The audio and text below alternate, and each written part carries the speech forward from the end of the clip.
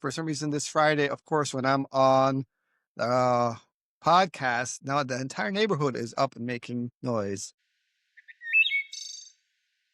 All right, welcome to Winging It with Frank and Sammy. I am Sammy. It's my co-host Frank. Hi. And we have a special guest with us today, our guide from Belize, Jonathan Urbina. Jonathan, say hi to the people. Hello, birders. How are you today? Well, I'm doing well. I'll speak for myself, but hopefully everyone else listening is doing well as well. We're all good. It's fall migration. It's amazing. I just had a golden wing warbler this morning, Jonathan, just to throw that out there. Golden wings. All right, they're here. I saw a couple of them last week. Here in the backyard, northern water thrush has been around. Hooded warbler. Oh, cool. So, Nice. we're starting to get them. Yeah. All your birds coming back to Belize. So yes, if you didn't listen to the first part of our Belize recap, you can listen to that. Me and Frank just talk about our trip and a little bit of the experience. Here in part two, we just kind of want to talk with Jonathan, get his perspective on what it's like to be a guide in Belize. We talk about some conservation issues in Belize, talk about his perspective of our trip. So that's kind of what part two is going to be about. So Jonathan, why don't you, before we get into it too far, just maybe give people a little bit about your background, how you got into guiding, and how you got into birds, all those things. Okay, I think I got all your questions. Well, for me, birding has always been something that was a hobby. I would say kind of started about 8. That's as a result of my parents not wanting for me to have video games. So they expected me to go out and actually play football, but I didn't take to that. I took to birding instead. I had a few mentors then. I mean, I didn't even know what bird watching or I didn't even really understood the magnitude of it. Once I would say my spark bird, which were a scarlet macaws in the wild. That was about 13. That's when I decided that when I grow up, I don't know exactly what, but it's going to have to be in birds. And fast forward, I was able to go to study abroad. I actually went to study in Kentucky, of all places, but that's a whole other story. Pursued, I would say, a degree in wildlife biology and conservation. And then from there, I actually got an internship with the Peregrine Fund with a restoration program for Upland falcons. Not sure if anybody's heard that. Then once I got into Belize, that's where I kind of got sucked into that part of, I would say, raptor biology. I have a background with orange-breasted falcons here. Then it was time to make a switch. So what happened is a friend of mine told me, he's like, have you ever thought of being a tour guide? I actually laughed at him and said, nope, I don't want to get involved in it at all. And he's like, come on, you got the skills. We need to just sharpen you up and making you into a guide. And I said, all right, what do I got to lose? So I could say since then, I would say that was about 2016. And then I got my licenses, got the connections, and then slowly it's kind of been sort of bird-based tourism and small group. So a combination of both. So in a nutshell, that's how I kind of evolved into that. Birder kind of became guide, because a lot of people tend to be the opposite. They become a guide, then they're like, oh, we're going to get into birding. And then they find out that it's not as easy to become a birder, So yeah, that's kind of it. Yeah, and I just finished my own 10-day tour here in NorCal, and I was thinking about you a lot. Just thinking about like, oh yeah, because I was driving and I pointing out birds to everybody, and it's one thing to do for like a field trip for 3 hours, but to do for 10 days straight, well, it was a great time. It is fun. It is a lot of fun. I enjoy meeting people from all around the world, and you get to experience the good, the bad, and the ugly. I mean, you get to understand people. I mean, little did I know when I met your group that this would have turned into something like this. I mean, see, you never know. That's why I keep doing it, Yeah. Yeah, so we told our story in the first part of this. Why don't you tell a little bit about your perspective of taking our specific group guiding, whether it's me coming in late or trying to find Frank's Cotinga or whatever. All right, let me rewind mentally. Okay. From what I can recall, you have to forgive me because there's a lot of groups run through my mind. So, okay. From what I can recall, I was a last minute sub. I wasn't your original guide. I don't know the details Right. of the what, where, why, how. They just told me, hey, there's an Audubon chapter coming in, and you're gonna take it over. I was like, all right, cool, excited. Then they said, oh, you're gonna be meeting the two people that are getting in charge. I'm not sure who or how I found out that one of the co-leaders forgot his passport, and I said, oh I don't boy, even think I we were. was technically the co-leader. That was my understanding. I just get a manifest Right. and I just see what's in the fine print. I said, okay.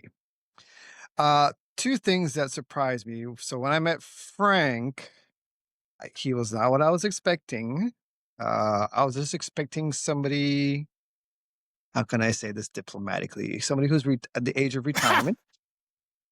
So I was Okay. excited because it was like it's to me it was exciting. I was like Mm. I feel like I can relate. It's always that. It's you never know who's gonna walk in.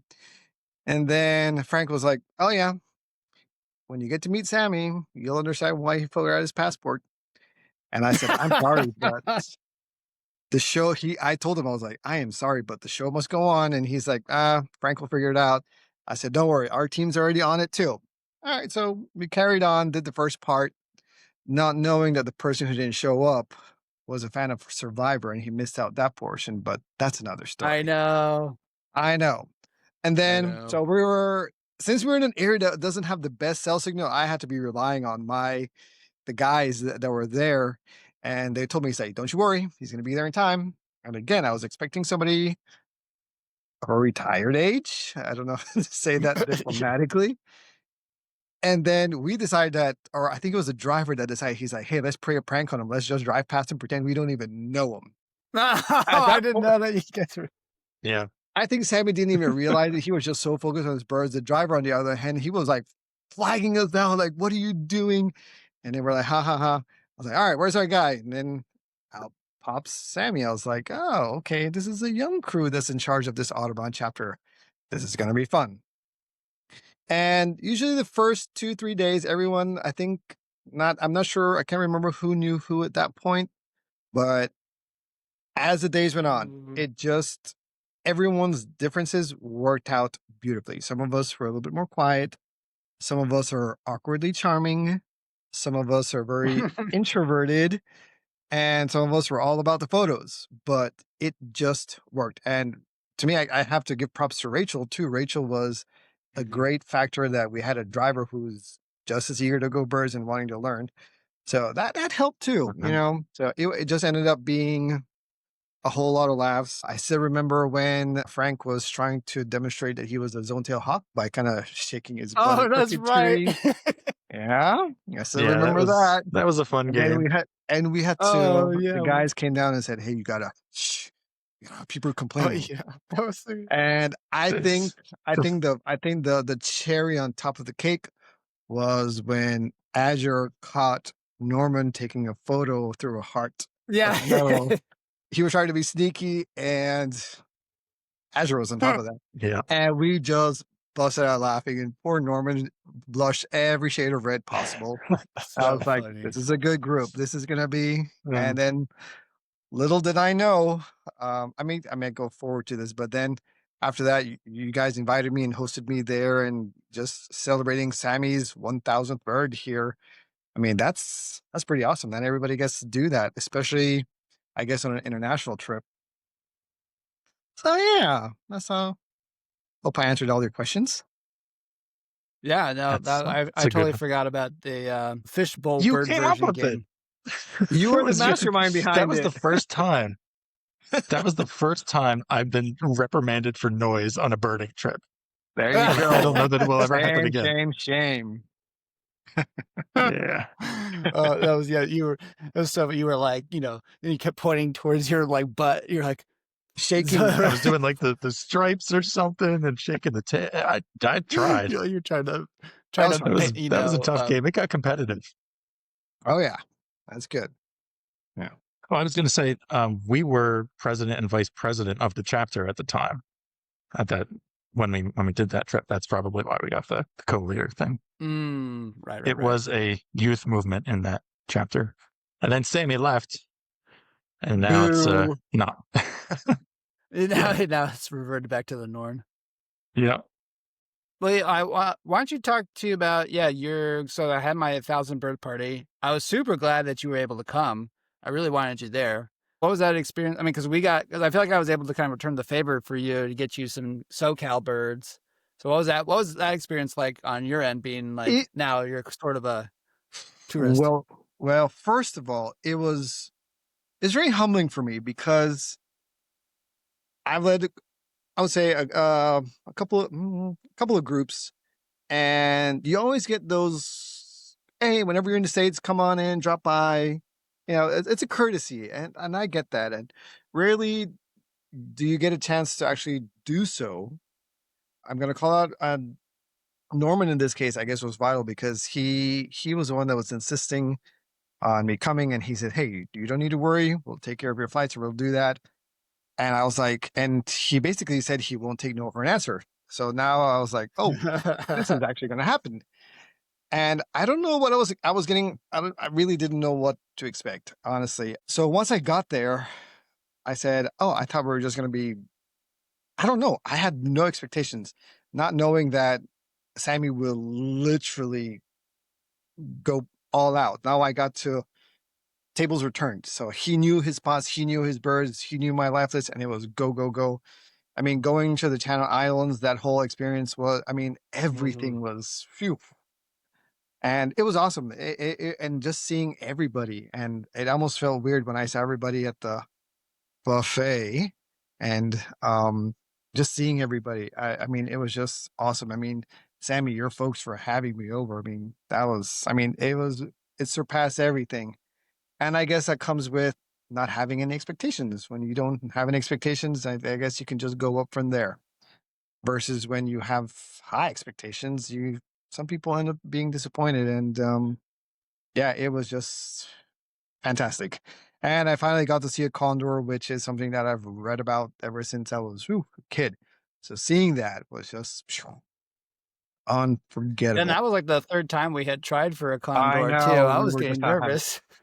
Trust me, I was nervous about Frank's Cotinga because in my head I was like, "All right, if I can make Frank happy, this is gonna be awesome."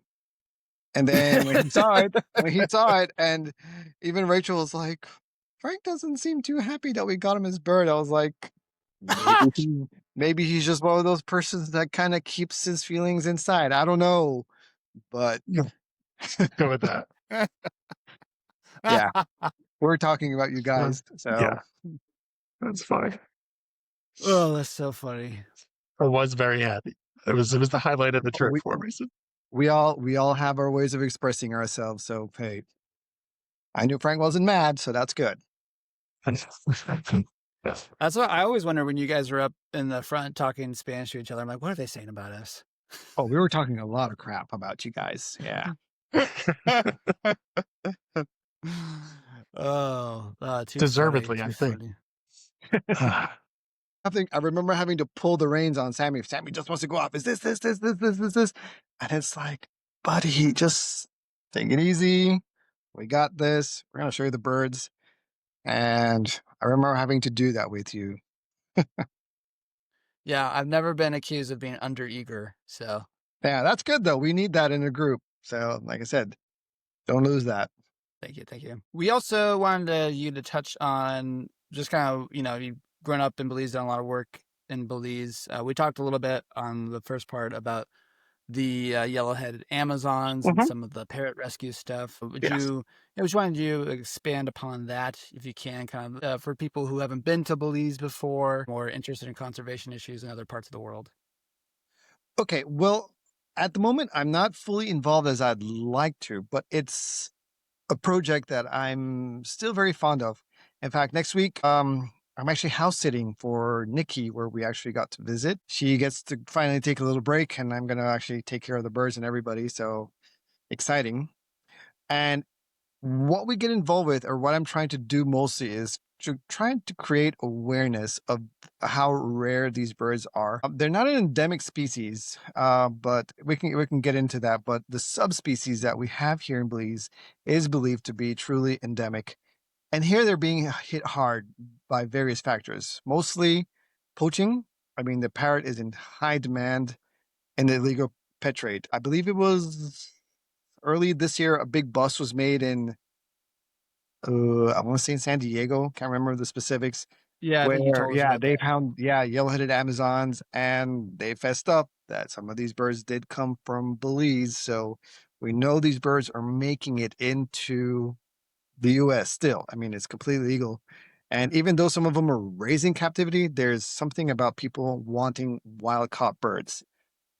So that is a problem in and of itself.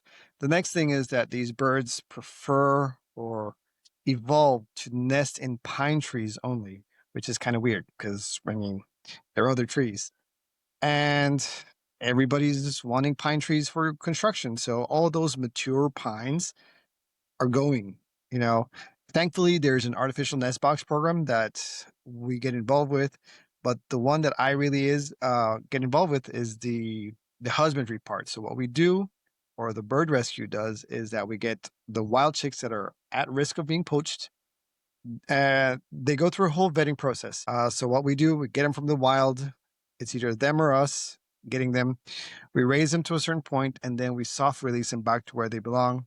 By that point, they start to integrate with the wild birds, and then before we notice, they're back to where they belong. And it is very rewarding when you see these chicks that you know would have been somewhere in some cage miserably, and you see them fly away. I remember when I presented there in California, we actually got the footage of when they opened those doors and those birds flew off.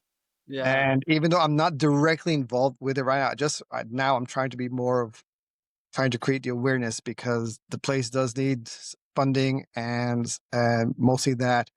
And even though when I go house sitting, I won't see the birds because they're not there. They're already back in the wild. It's just something Mm. that's very near and dear to my heart. That program, yeah. I don't want to see those.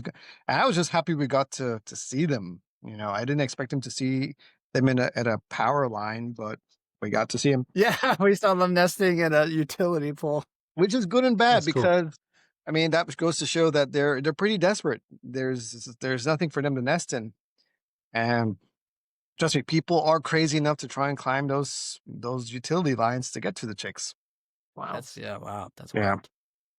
wild. Sammy, got to remember that. Hey, we got a Belize trip coming up in April, and we're hoping we get more people to join us. I think we confirmed that it's going to be Yes. the 18th to the 27th.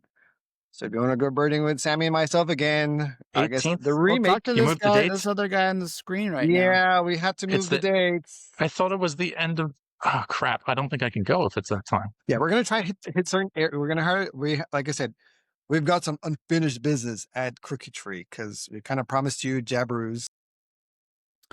Hi, quick interruption here. If you do want to find out more about the Belize trip, if you're interested in going, go to my website, birdingwithsammy.com, go to guiding, go to upcoming trips, and then you can scroll down to the Belize trip and click learn more. Give you some more information here. You can read about that. And if you're interested, just let me know, fill out your information, and I'll try to get back to you. You can also email me at birdingwithsammy@gmail.com, and I can get the itinerary to you. Again, those dates are April 18th through the 27th on my website, birdingwithsammy.com, or email birdingwithsammy@gmail.com. Okay, now back to our talk with Jonathan. So you said you were house sitting. I don't think people totally know what that means. You're not actually like going. You're not watching someone's pets. What are you actually No, doing? no, no, no. So since Nikki Buxton, who's the founder of the Belize Bird Rescue, you were privileged enough to actually meet her. Mm-hmm. She's basically dedicated her life, her home, everything, just to give birds a second chance. And she really doesn't get to have a day off, you know. And then she says that she'd really like to see her father. And I kind of insisted. I said, "Hey, I've got some free time in October. Book it and seal it, and you just let me know, and I'll go." Just basically making sure that the staff and everyone's up and going. The birds are being taken care of. I'm not sure as to how many birds are in house right now. I'll find all of that on Monday because she heads out to the UK on Wednesday, I believe it is. Yes. So yeah, Mm. anything from itty bitty birds to injured birds. Yeah, and this is at the parrot rescue. This is the place right where they had all the yellowheads in that big aviary. Yeah. Yes. Yes.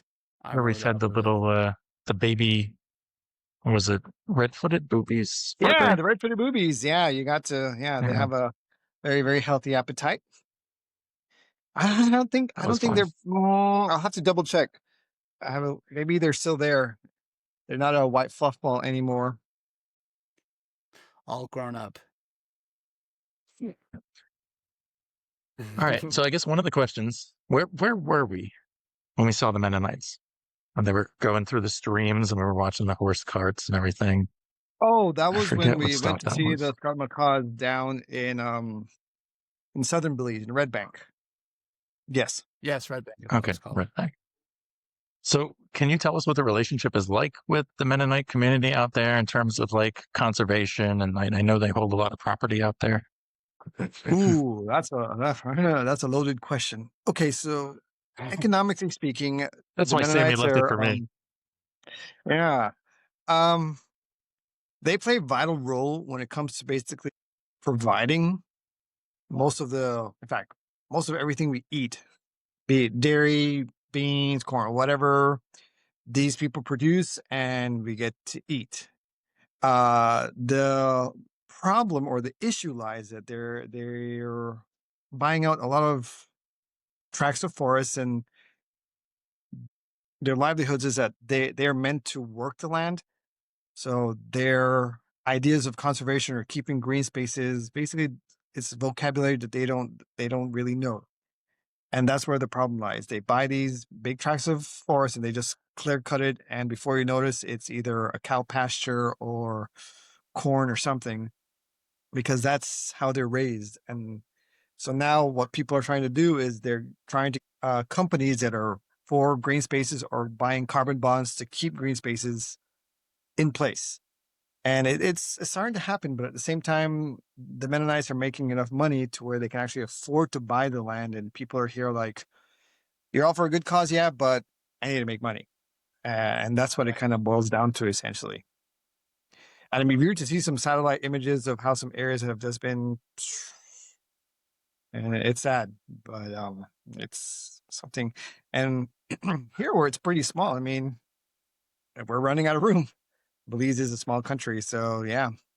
Yeah, in Red Bank, we went to someone. Well, I can't remember his name, but he basically was preserving the land on the cause by Yes. himself, right? So right now, I understand that they're trying to get some of the political affiliates, I should say, trying to actually establish some of the areas there as protected areas, because Mr. Sub and his family, it's basically his plot of land that he owns, and he's trying to reforest and plant enough of the trees that they know the macaws feed on.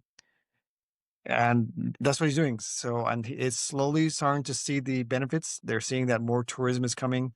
People are coming to see the birds. And he's kind of a pioneer in that sense, where he's, showing the village that there are choices you can do. And he had a lot of resistance from that though initially, right? What was that? Didn't you tell us that he had a lot of resistance from like the neighbors initially?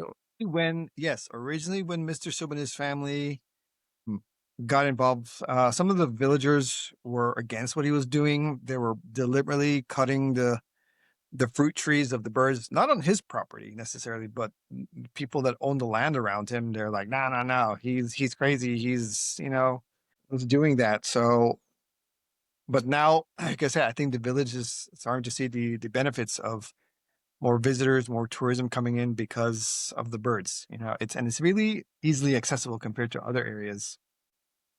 Okay, cool. Anything else you want to tell us or ask us, Jonathan, or the people, the wide-ranging audience of this podcast?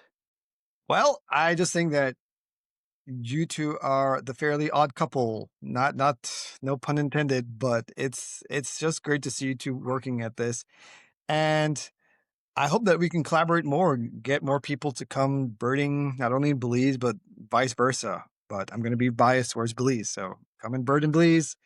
Again, join us on the 18th of April. We have a sweet itinerary lined up. The plan is to try and get different areas. We will be repeating some areas. As I said, we have some unfinished business at Crooked Tree because water levels were too high. that time of year, April, waters are low, so we're gonna have an abundance of birds. I can't wait to get it started. I mean, I wish April was here already. And everybody, I love these two guys. They're very fun. But greetings from Belize again. I hope I get to see some of you followers here in Belize and we get to meet in person sometime. Yeah, yeah. Well, thanks so much for your time, Jonathan. Really good to You're have you welcome. on. Yeah, good to see you again. Hopefully in April, I will try. All right, you two be good. Until next time. Thanks. We'll talk to you later. No. Ciao. Take care, Jonathan. Bye.